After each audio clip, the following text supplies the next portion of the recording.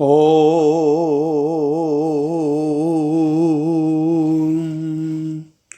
गुरुर्ब्रह्मा गुरुर्विष्णु गुरुर्देवो महेश्वरा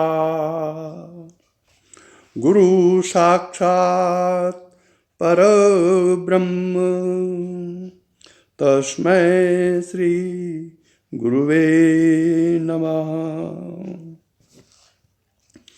नित्यं शुद्ध निराभासं निराकारं निरंजनं नित्यबोध चिदानंदं गुरुर्ब्रह्म नमाम्यहम्।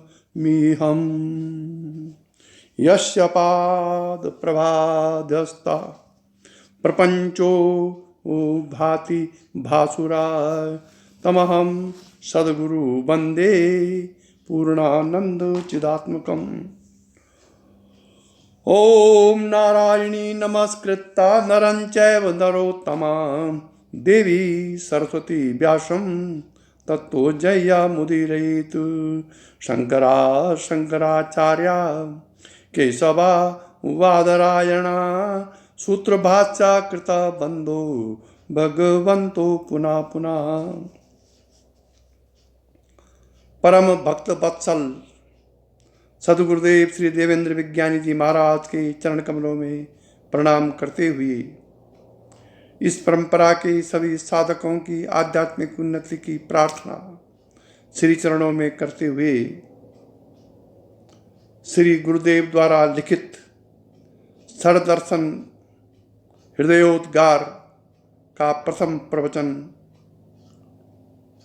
कल हो गया था, जो कि 17 बिंदु तक हो गया था। और कल का जो आखिरी प्रसंग था प्रवचन का, उसमें यह था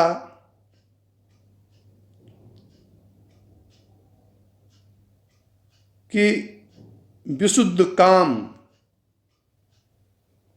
को तो श्री कृष्ण गीता में अपना ही रूप बताते हैं। इसमें अध्याय 10 का 28वां श्लोक है और अध्याय 7 का 11वां श्लोक है। इसमें भगवान कृष्ण ने काम को और विभूतियों को अपना ही रूप बताया है। और काम वासना आदि दोष तो पंचभूतात्मक शरीरों में ही संभव होने के कारण केवल गोपियों में ही संभव थे, श्री कृष्ण में कदापि नहीं। ये कल का प्रसंग था। इसमें कुछ लोगों की प्रशंसात्मक शब्द भी आए हैं कि गुरुदेव ने प्रेम के बारे में अच्छा वर्णन किया है। अब मैं गीता में जो 7वें अध्याय के 11वां श्लोक है उसका वर्णन कर रहा हूं, जो कि यहाँ पर इन्होंने गुरुदेव जी ने जिसका संदर्भ लिया है। वो 11वां श्लोक है कि बलम बलवतांचाहम कामरागा विवर्जितम धर्मा विरुद्धो भूतेषु कामोस्मि भरतर्षभा। भगवान श्री कृष्ण अर्जुन से कह रहे हैं, हे भरत श्रेष्ठ, अर्जुन का एक नाम भरत श्रेष्ठ भी है। हे भरत श्रेष्ठ, मैं बलवानों का आसक्ति और कामनाओं से रहित बल अर्थात सामर्थ्य हूं। मैं बलवानों का आसक्ति और कामनाओं से रहित बल अर्थात सामर्थ्य हूं और सब भूतों में धर्म के अनुकूल अर्थात शास्त्र के अनुकूल काम हूं। धर्म के अनुकूल। अब धर्म की परिभाषा यहां पर अलग अलग है। शरीर का धर्म, गृहस्थ का धर्म, आत्म का धर्म और संस्कारों के धर्म। यहां पर धर्म का अर्थ ये नहीं गंगा जी दीपक जलाना, गंगा जी में जाना, पाठ करना, पूजा करना, ये धर्म का स्थूल रूप है। धर्म का बहुत गहरा अर्थ है। धर्म अंदर की चीज है, लेकिन इसका व्यवहार बाहर होता है। इसलिए धर्म के अनुकूल अर्थात शास्त्र के अनुकूल, शास्त्र में क्या वर्णन है धर्म का, उसके अनुकूल मैं काम हूं। ये भगवान ने गीता के 7वें अध्याय के 11वें श्लोक में कहा है। अब है गीता के 10वें श्लोक का 28वां श्लोक है कि आयुधान अहम वज्रम धेनुनास्मि काम दुख और प्रधानास्मि कंदर्प सर्पणास्मि वासुकी। मैं शस्त्रों में वज्र हूं, गौओं में मैं कामधेनु हूं, शास्त्रोक्त रीति से संतान की उत्पत्ति का हेतु कामदेव हूं और सर्पों में सर्पराज वासुकी हूं। ये उन्होंने 28वां श्लोक में कहा है। कहने का अर्थ ये कि शास्त्रोक्त रीति से संतान की उत्पत्ति में मैं कामदेव हूं, ये भगवान ने गीता में कहा हुआ है। अब आगे का प्रसंग लेते हैं। 17 पॉइंट तक कल हो गए थे, आज 18वां पॉइंट है। ये शुद्ध आध्यात्मिक उस पे गुरुदेव अब आ गए हैं उस हृदयोद्गार में। ध्यान दें, बहुत अच्छा पॉइंट है ये, विशेषकर वो उन लोगों के लिए जो जिनको मुक्ति प्राप्त करने की इच्छा है इसी जीवन में। अति प्रबल वासनाओं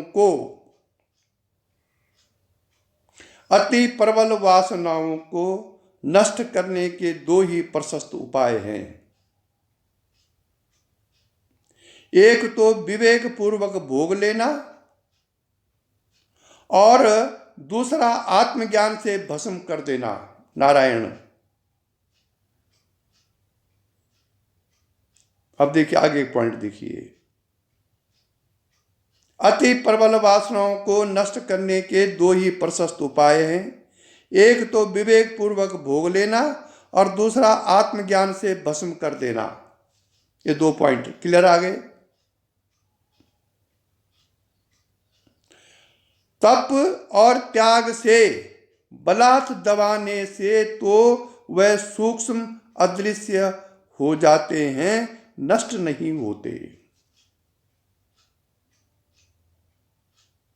अतः कभी भी अनुकूल अवसर मिलने पर पूरी शक्ति के साथ उभरकर आक्रमण और उपद्रव करती और पतन का कारण बन सकती है।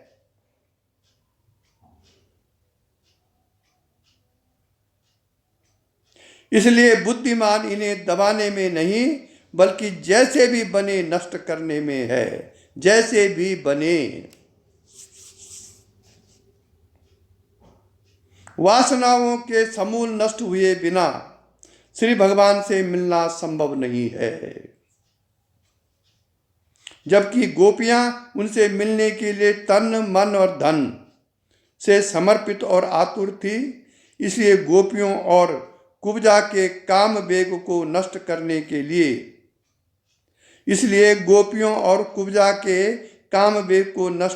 के लिए श्री कृष्ण ने जो क्रिया अपनाई वह सब भागवत के 10वें स्कंद के अध्याय 29 से 33 तक में विस्तार से वर्णित हैं।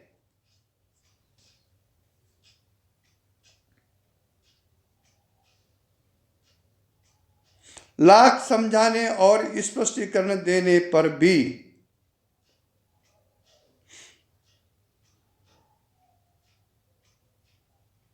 आज का घोरतम विषय वासना ग्रस्त समाज तो श्रीमद् भागवत की इन अध्यायों प्रसंगों को नितांत आपत्तिजनक अश्लील मानता ही है। उस समय भी स्वयं परीक्षित सहित अनेकों विद्वान इन पर शंका आपत्ति करते रहे थे और सुखदेव जी को बार बार उसका समाधान करते रहना पड़ा था।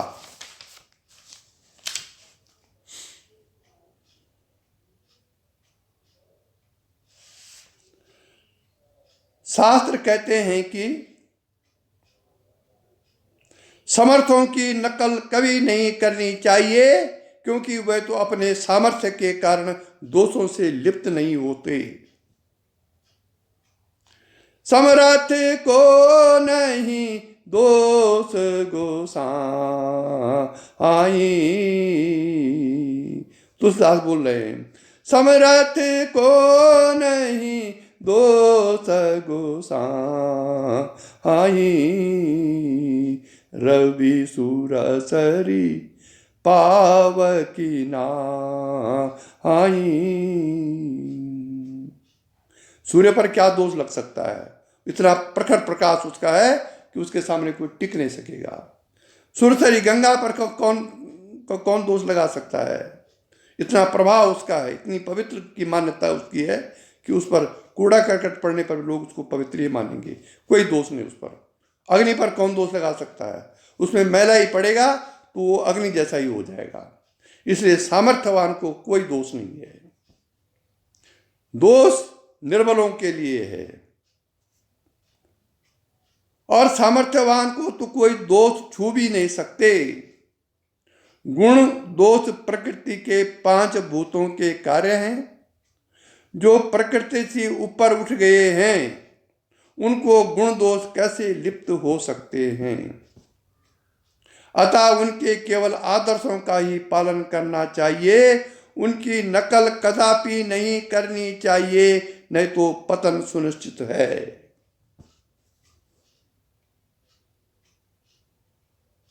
परंतु आज प्रेम के नाम पर राधा कृष्ण की नकल खूब की जा रही है और पतन भी हो रहा है और होगा।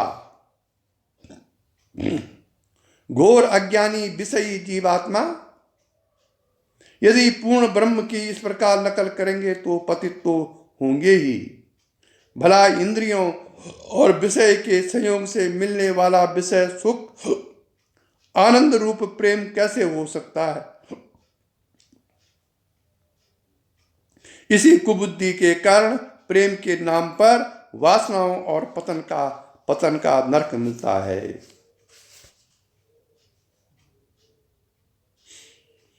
भगवान श्री कृष्ण ने अध्याय 9 के 30 और 31वें बताते हैं कि चाहे कोई कितना भी घोर से घोर पापी क्यों न हो। अध्याय 9 का 30वां और 31वां श्लोक मैं अभी सुनाता हूं। 30वां और 31वां आ गया। 30वां श्लोक है कि अपि चेत सुदुराचारो और भजते माम अन्य भाक। कई बार बता चुका हूं पहले भी। साधुरेव सा मंतव्य सम्यक व्यवसितो हिसा। ये गीता के 9वें अध्याय का 30वां श्लोक है और इसका अर्थ है कि यदि कोई अतिशय दुराचारी भी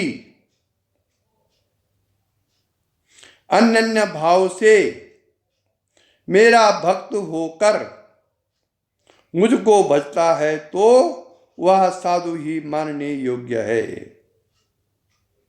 क्योंकि वह यथार्थ निश्चय वाला है। अर्थात उसने भली भांति निश्चय कर लिया है कि परमेश्वर के भजन के समान अन्य कुछ भी नहीं है। जिसने अपनी अंतरात्मा में ऐसा निश्चय कर लिया है कि परमात्मा के सिवाय और कुछ नहीं है और मैं उसको ही भजूंगा, उसके समस्त दोष समस्त अवगुण समाप्त हो गए उसी समय। ये गीता बोल रही है। यहां तक अतिशय दुराचारी बोला गया उसको कि अतिशय दुराचारी भी यदि अपने अंतरात्मा में ये निश्चय कर लेता है कि इसके बाद मैं भगवत भजन करूंगा, संपूर्ण शक्ति से भजन में लग जाता है, तो वो साधु है। ये 30वां श्लोक में बोला गया है अध्याय 9 के। अब फिर 31वां श्लोक क्या है? क्षिप्रम भवति धर्मात्मा अर्थस्तु शांति निगच्छति कौन्तेय प्रतिजानीहि न मे भक्ता प्रणश्यति। वो ऐसा व्यक्ति शीघ्र ही धर्मात्मा हो जाता है और सदा रहने वाली परम शांति को प्राप्त होता है ऐसा व्यक्ति। भगवान कहते हैं, अर्जुन तू निश्चय पूर्वक सत्य जान कि मेरा भक्त नष्ट नहीं होता। ये 31वां श्लोक है अध्याय 9 का। इसलिए जिसने एक स्तर तक भगवत चिंतन कर दिया है वो कभी नष्ट नहीं होता। इसलिए भगवान कृष्ण ने 9वें अध्याय में ये 30वें और 31 श्लोक बताते हैं वो कि चाहे कोई कितना से घोर पापी क्यों न हो, वह भी यदि मुझे पाने का निश्चय कर लेता है तो उसे ही साधु ही माना जाना चाहिए। पर इसका अर्थ यह नहीं कि घोर से घोर पाप करना चाहिए। वो तो इसके लिए कर कि यदि किसी से ऐसा हो गया है और फिर वो निश्चय कर ले कि मैं भगवान का भजन करूंगा, अब उसके लिए कह रखा है ये। वह शीघ्र ही धर्मात्मा बन जाता है और शाश्वत शांति अर्थात मोक्ष प्राप्त कर लेता है।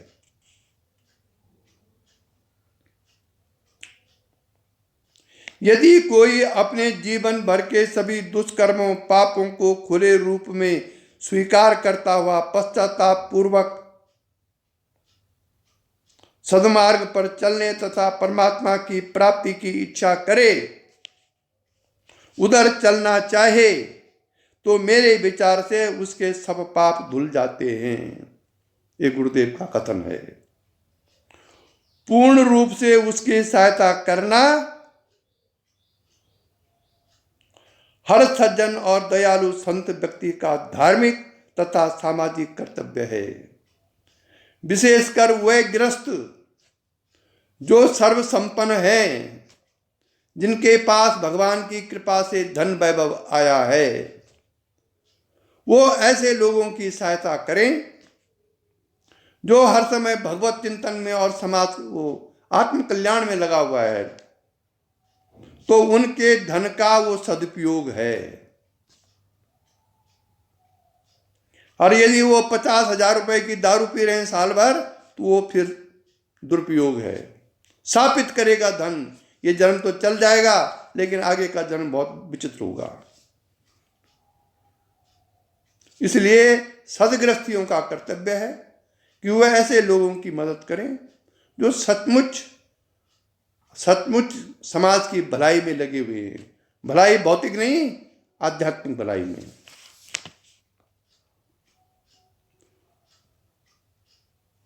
और जो उठना चाहता है,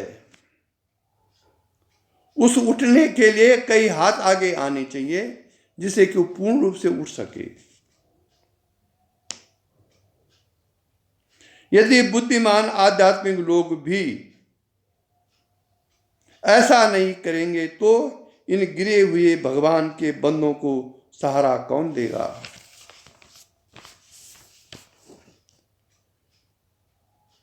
किसी भी गिरे हुए में 2-4 लातें और मारना, बुरा बुरा कहकर उसे हताश करके और गिराने में कौन सी बहादुरी है।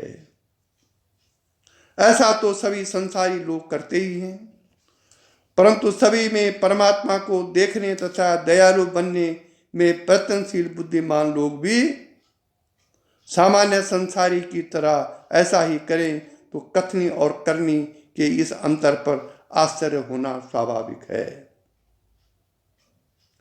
बहादुरी और मानवता के कीचड़ दलदल या नाली मोरी में गिरे हुए को और गिराने में नहीं, बल्कि सहारा देकर उसे उठाने में है।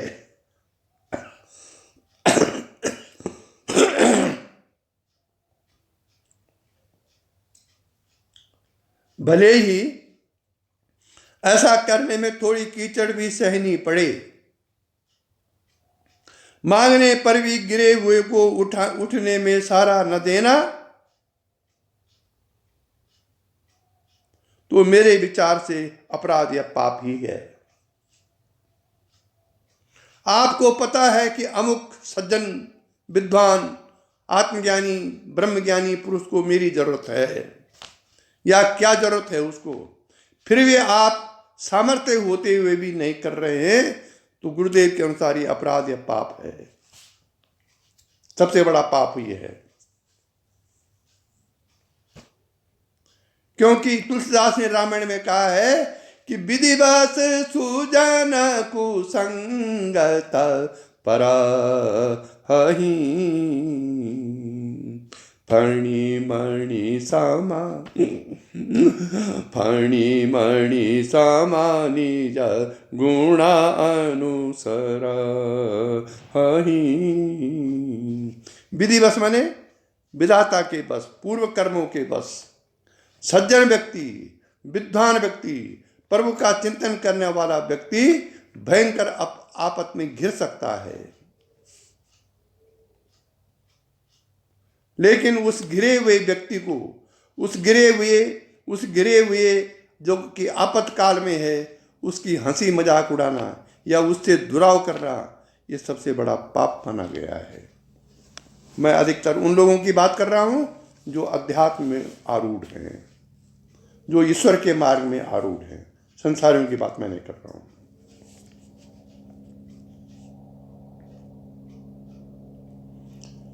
प्रेम के बारे में अब आगे लिखते हैं श्री गुरुदेव कि प्रेम के बारे में यह प्रसिद्ध है कि वह प्रेमी को सब कुछ देता ही देता है, उससे कुछ भी मांगता नहीं। जिसमें भी प्रेमास्पद प्रसन्न आनंदित हो, जिसे भी वह चाहे, प्रेमी उसी में आनंदित होता है और संतुष्ट रहता है। उसे प्रेमास्पद के लिए जुटाता है, उपलब्ध कराता है, परंतु लगता है कि यह केवल अतिशयोक्ति है। देखा जाता है कि प्रेमी अपने प्रेमास्पद के प्रेम का किसी भी अन्य से बंटवारा बर्दाश्त नहीं कर सकता।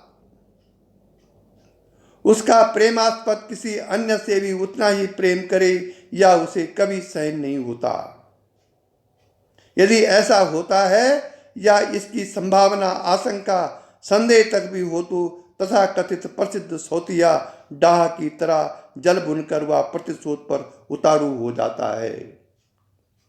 वह इसे अपना अपमान मानता है और अपने इस अपमान का बदला लेने के लिए किसी भी सीमा तक उतरने से नहीं हिचकता। कभी कभी इसके परिणाम दोनों के लिए बहुत बुरे, भयंकर और विनाशक होते हैं। का नहीं अबला कर सके, का न समुद्र समाय, या प्रेम नहीं है बल्कि प्रेम का विकृत रूप मोह विषयाशक्ति है।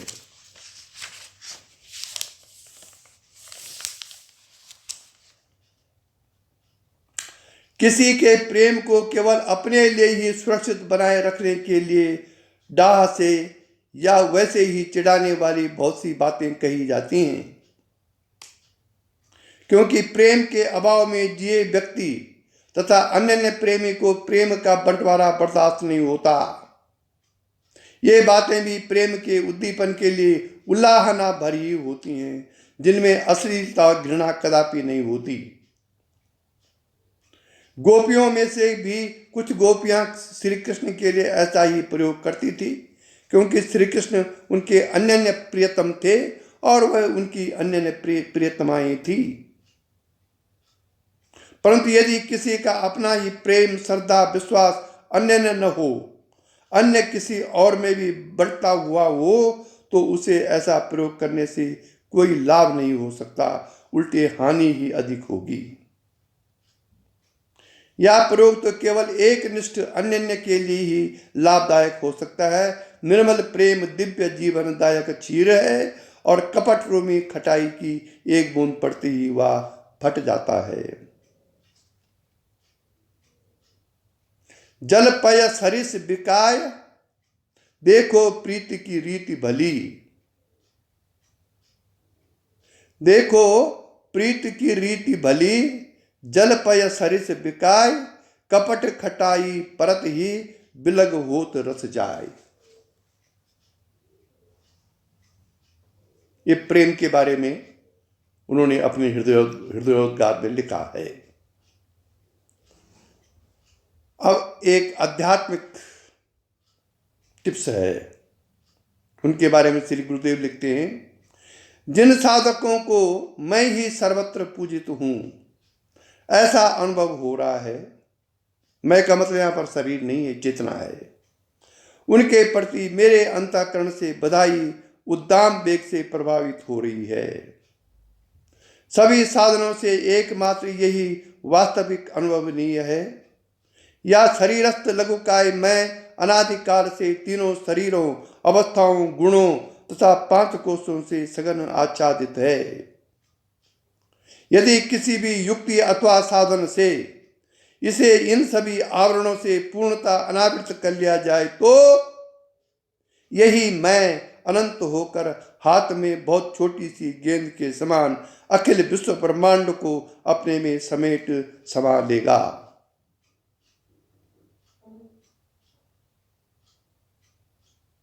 यह सदा सर्वदा के लिए सर्वव्यापक, सर्वशक्तिमान और सर्वज्ञ आत्मरूप बन बैठेगा। मेरे आत्मन अपनी समस्त शक्तियों, चेष्टाओं और वृत्तियों को इसी लक्ष्य की प्राप्ति में सर्वतो भावेन लगा दो। इस सर्वात्मा मय के साक्षात्कार के लिए परमात्मा हम सभी को संबल तथा आशीर्वाद प्रदान करें।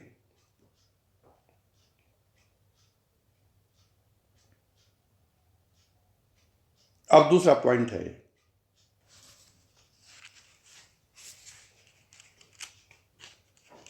ओम।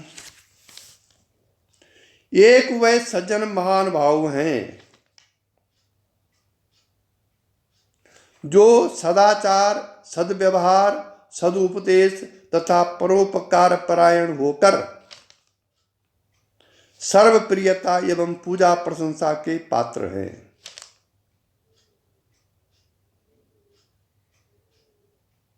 दूसरे वे मुमुक्षु हैं जो संसार के कुलंकस थपेड़ों से आर्त होकर आत्म साक्षात्कार मोक्ष हेतु जगत व्यापार व्यवहार से यथासंभव उपराम हो गए हैं। इन दोनों में बहुत अंतर है। निसंदेह पहले वाले समाज सेवक ही समाज में ख्याति और सम्मान पाएंगे। जिन्होंने समाज के लिए अपने परम हित तक का बलिदान किया है, अतः समाज हर प्रकार से उन्हें ही शिरोधार्य करेगा।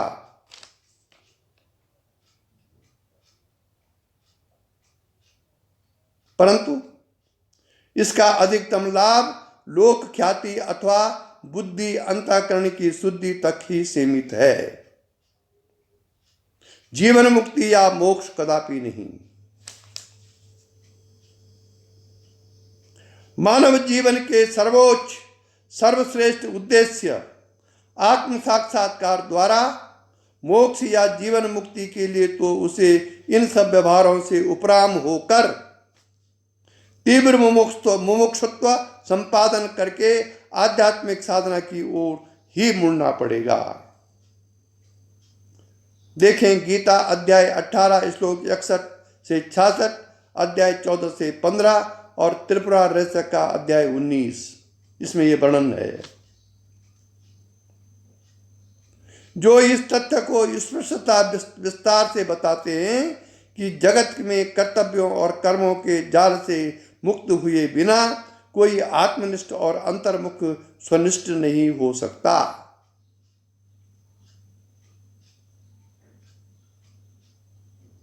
ये दोनों ही पारस्परिक तुलना के बिना ही श्लाघनीय हैं। दोनों प्रकार के जो व्यक्ति हैं, ये दोनों ही पारस्परिक तुलना के बिना ही श्लाघनीय है। इनमें से पहला अत्यंत ख्याति प्राप्त परंतु जीवन मुक्ति से वंचित है, और दूसरा अविख्यात परंतु जीवन मुक्त हो सकता है। अत्यंत दुर्लभ किसी महाभाग का इन दोनों से ही विभूषित होना भी संभव है। परंतु मानव जीवन की परम तथा चरम उपलब्धि तो एकमात्र जीवन मुक्ति ही है। नारायण जी।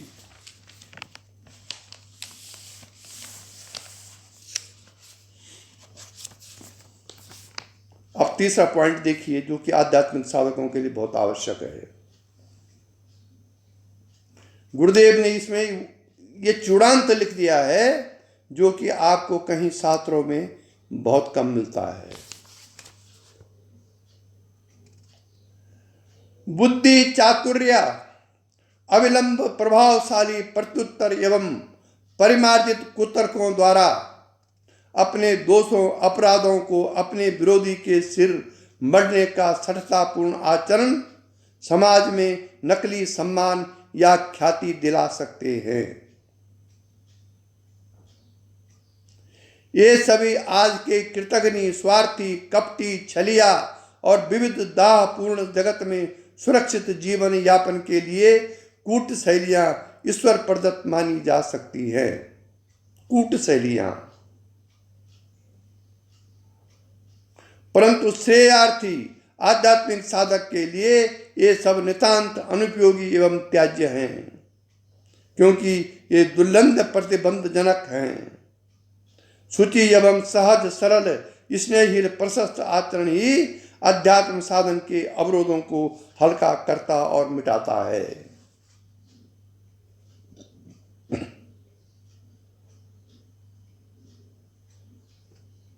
मौखिक से लिखित क्यों प्रशस्त प्रमाणिक माना जाता है?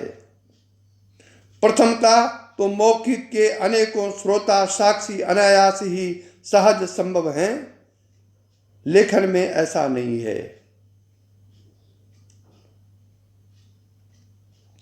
द्वितीयता वाग्जाल पूर्ण इस वाचाल जगत में अभ्यस्त कुशल लेखक की लेखनी में विचार अथवा अर्थ प्रकाशन की वाणी से कहीं अधिक शक्ति होती है।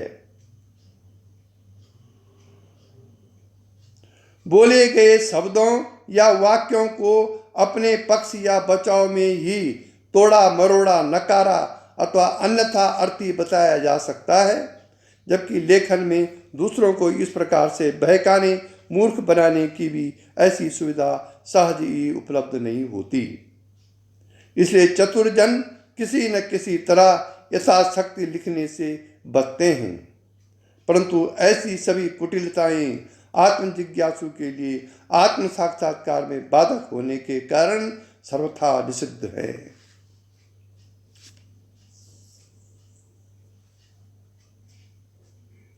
यद्यपि जगत दारुण दुख नाना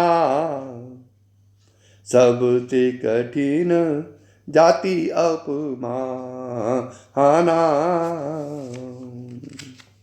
इस संसार में अनेकों प्रकार के दुख हैं जिनका कोई वारा पार नहीं है, परंतु उन सब में जाति का अपमान सबसे अधिक शूलप्रद अर्थात छेदन वाला दुख है। इस अपमान में यदि घृणा का भाव भी शामिल हो तब तो इसकी वेदना कई गुनी बढ़ जाती है। अपमान का बदला लेने के लिए हर प्रकार के प्रयत्न तथा युद्ध तक किए जाते रहे हैं। बदला लिए बिना अपमान का तीर निकालना या शूल मिटाना असंभव जैसा है। इस अपमान के घाव की सफल मरहम पट्टी अपमान या अपराधकर्ता की ओर से खेद प्रकाश, पश्चाताप, माफी मांगना आदि है, जिनसे इसके जख्म जल्दी ही भर सकते हैं। परंतु व्यक्ति का अभिमान यार नहीं करने देता। भले ही अंदर वह अपनी गलती स्वीकार भी कर रहा हो। अध्यात्म में तो मान की तरह ही अपमान को भी सहने पचाने का विधान है, परंतु यह अत्यंत दुष्कर है।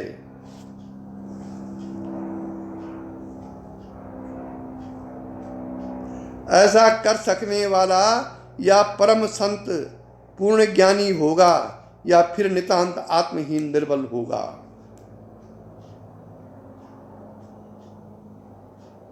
हर दशा में अपना अपराध स्वीकार करके क्षमा याचना कर लेना इसका सर्वोत्तम उपचार है, जिससे सभी विग्रह विवाद शांत हो जाते हैं। सांप तक भी मिट्टियां बदल सकते हैं।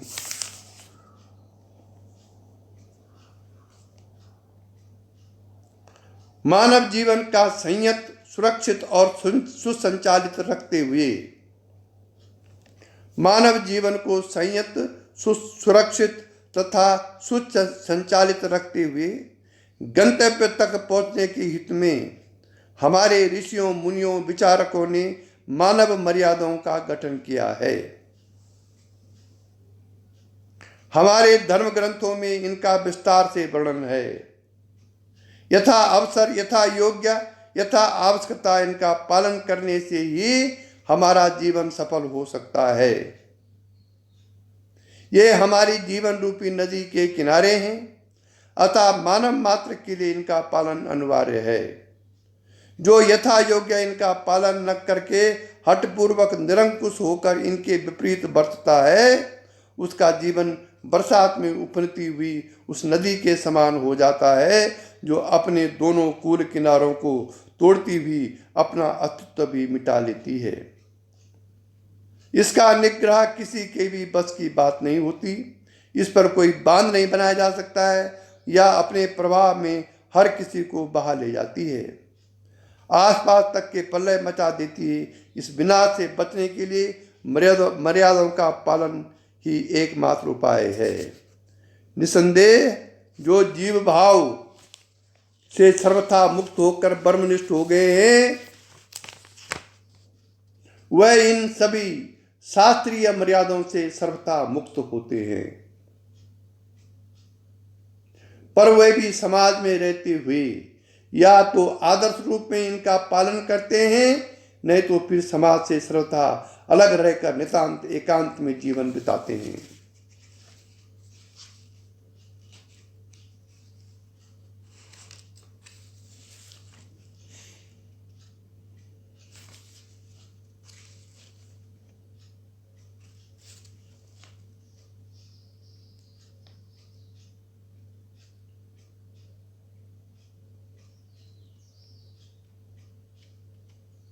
बताते हैं कि बहेलिए के तीर से घायल हुआ हिरण छटपटाता हुआ उसी झाड़ी की तरफ भागता है जिसमें तीर मारने वाला बहेलिया उसे पकड़ने के लिए छिपा बैठा होता है। हिरण के इस मूर्खतापूर्ण भोलेपन से बहेलिया उसे बड़ी आसानी से पकड़ लेता है। इस संसार में जीवात्मा के मन का भी ठीक यही हाल है।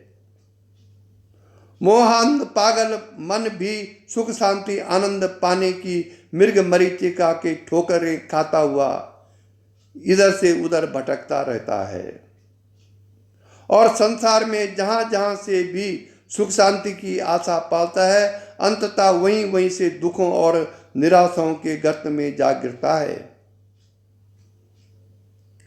फिर भी वह उसी संसार की ओर भागता है, फिर भी वह उस संसार की ओर ही भागता है। यह उसकी नितांत मोहमयी बहिर्मुखता का ही परिणाम है। इसका एकमात्र उपचार बलपूर्वक जैसे भी बने वैसे ही उसे इस संसार से विमुख सर्वथा अंतर्मुख करके अपने अंतरात्मा में ही अपने अभीष्ट की खोज करना है। परंतु यह सुन जान समझ कर भी ऐसा नहीं कर पाता और बार बार संसार के माया जाल में ही जा उलझता है। जब तक उसके महान पुण्यों का उदय न हो, पूर्ण परमात्म कृपा न हो और भवसागर से पार उतरने के लिए दृढ़ नौका के समान किसी आत्मज्ञानी गुरु का अनुग्रह प्राप्त न हो, तब तक इसकी भव व्यथा मिटने वाली नहीं है। अतः हमें सदा इन तीनों की प्राप्ति के लिए तन, मन और धन से पूरा पूरा प्रबलतम प्रयत्न करना चाहिए। प्रश्न का सारांश क्या है? पदार्थों की परिवर्तनशील बनाने वाला क्या है? पदार्थों को परिवर्तनशील बनाने वाला क्या है? उत्तर सारांश में है, समस्त पदार्थ स्वभावतः स्वयं ही परिवर्तनशील हैं, इन्हें कोई परिवर्तनशील बनाता नहीं है। स्पष्टीकरण: प्रकृति का धर्म ही परिवर्तन है। हमारी मायाग्रस्त भ्रमित दृष्टि इसके परिवर्तन को ही देख पाती है। इसका आधार जो अपरिवर्तनीय सत्तात्मक परमात्मा है, उसे इस दृष्टि से हरगिज नहीं देखा जा सकता। उसे तो केवल ज्ञान दृष्टि से ही देखा जा सकता है। अतः हम उस अपरिवर्तनीय आधार को तो देख ही नहीं पाते हैं।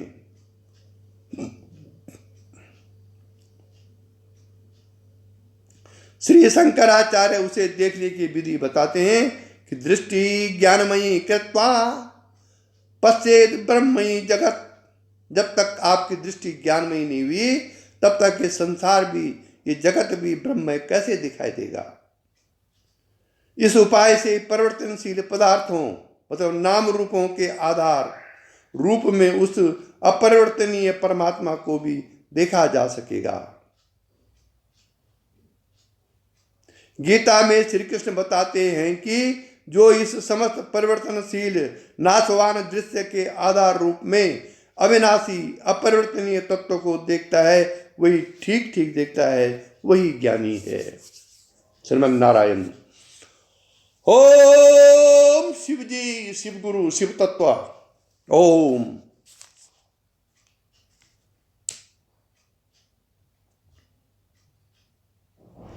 परमात्मा, पुरुष, काल, अव्यक्त प्रकृति, तीन गुण, व्यक्त महातत्व, तीन अहंकार, पंच महाभूत और उनसे बनी या सारी सृष्टि या एक सृष्टि निर्माण क्रम है। इस प्रकार सृष्टि के निर्माण के बारे में अलग अलग ऋषियों और शास्त्रों के अलग अलग अनेकों मत हैं। ये स्वाभाविक है, क्योंकि सृष्टि बार बार बनती, बदलती और नष्ट होती आई है, होती रहेगी। हर बार की प्रलय और निर्माण उदय में थोड़ा बहुत अंतर होना कोई असंभव बात नहीं है, परंतु इसका आधार अधिष्ठान परमात्मा सदा अपरिवर्तनीय एक रूप ही रहता है, जो इसके परिवर्तनों की आड़ में छिपा अदृश्य बना रहता है। उसे केवल ज्ञान दृष्टि से ही जाना देखा जा सकता है, अन्यथा नहीं। उपरोक्त के अलावा एक प्रसिद्ध वाद दृष्टि सृष्टिवाद है। नेत्रों पर जिस प्रकार के जैसे रंग के उपनेत्र लगे होते हैं, वैसा ही दिखाई पड़ने लगता है, भले ही वास्तव में वैसा न होकर इससे बिल्कुल उल्टा ही क्यों न हो।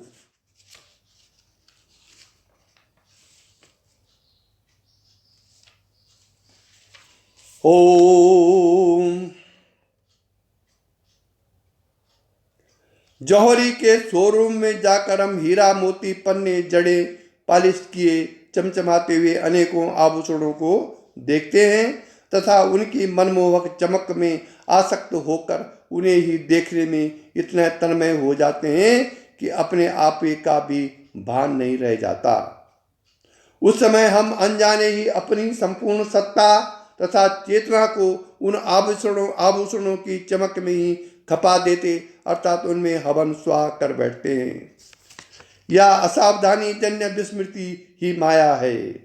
ऐसी अवस्था में हम उस आभूषण के मूल अधिष्ठान स्वर्ण को सर्वथा भूले रहते हैं और उसे स्पष्टता देखते हुए भी नहीं देखते, जबकि पूरा आभूषण तो स्वर्ण ही होता है और स्वर्ण ही दिख रहा होता है।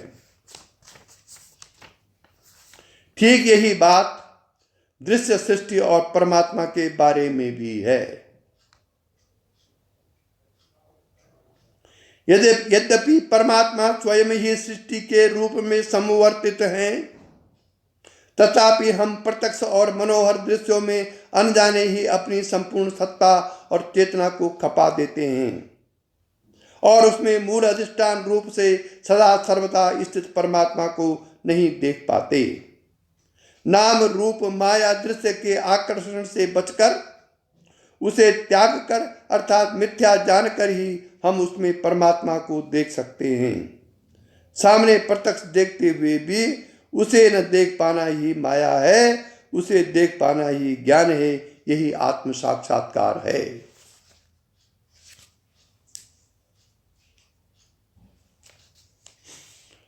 परमात्मा प्रसिद्ध सर्वव्यापक सर्वज्ञ और सर्वव्यापक सर्वत्र व्यापक हैं। इसलिए कोई भी विचार उनसे बाहर नहीं हो सकता। सभी विचारों में वही व्याप्त हैं।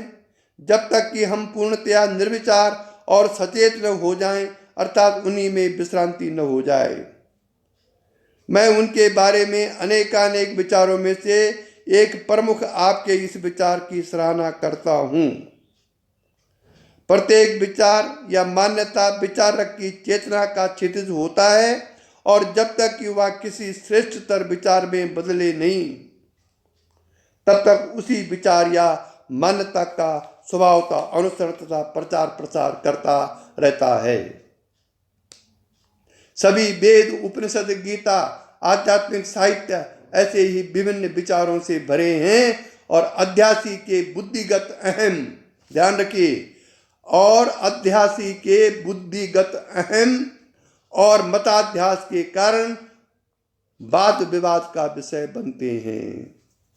यही कारण है कि बड़े बड़े धार्मिक गुरुओं में, बड़े बड़े आध्यात्मिक प्रतिष्ठानों में वाद विवाद चलता रहता है, क्योंकि बुद्धि का अहम और देहाध्यासी का अहम वहां रहता है।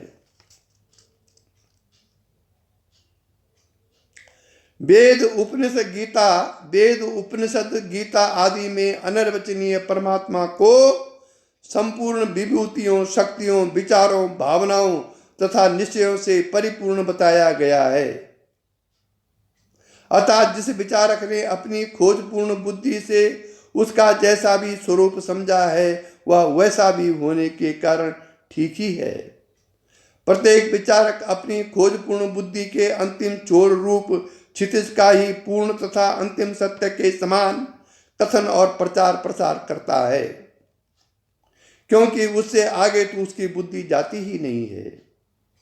बुद्धियों की विविधताएं, उनके त्रिगुणजन्य अलग अलग स्तर और तदनुसार ही उनके अलग अलग क्षितिज ही अनेकों वादों, मतों तथा धर्म मार्गों के कारण हैं।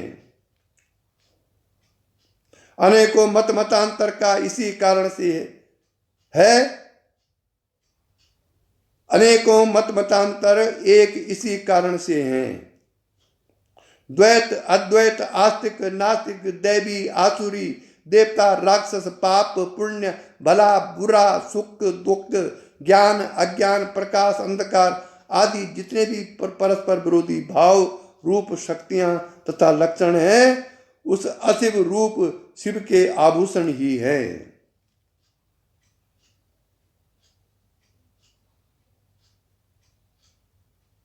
यदि ऐसा न होता तो वह भला सर्वात्मा कैसे हो सकता था। वह केवल सत्यम शिवम सुंदर ही नहीं, वरन असत्यम अशिवम असुंदर भी है। इसीलिए योग वासिष्ठ में कहा गया है, यस्मिन् सर्व यथा सर्व या सर्व सर्वतश्च यस्य सर्वमयो नित्यम तस्मै सर्वात्मने नमः। उस सबका आत्मा है वो। प्रत्येक साधक को निर्विचार, सावधानी, चेतना, सहज शांति तथा आनंद की उपलब्धि पर्यंत सदैव ऐसे विचारों का मंथन करते रहना चाहिए। परमात्मा हम सभी को मानव जीवन के परम उद्देश्य में सफलता प्राप्ति के हेतु अपने आशीर्वाद देने की कृपा करें। इसी के साथ श्री गुरुदेव का षड्रस हृदयोद्गार समाप्त हुआ। यही दिव्य दृष्टि हमें दीजे भगवान, हो कण कण में निस दिन तुम्हारे ही दर्शन। लखूं नित्य सर्वत्र मूर्ति तुम्हारी, सुनो जड़ जगत से एक कीर्ति तुम्हारी। यही दिव्य दृष्टि हमें दीजे भगवान, हो कण कण में निस दिन तुम्हारे ही दर्शन। तेरी शुभ सत्ता बिना हे प्रभु मंगल मूल, पत्ता तक हिलता नहीं, खिलता नहीं है फूल। रोम रोम में तुम रमे फिर क्या रहा बिछो, लेकिन तुम मिलते नहीं ये कैसा संयोग। ओम असतो मा सद्गमय तमसो मा ज्योतिर्गमय मृत्योर्मा अमृतं गमय। ओम शांति शांति शांति। ओम।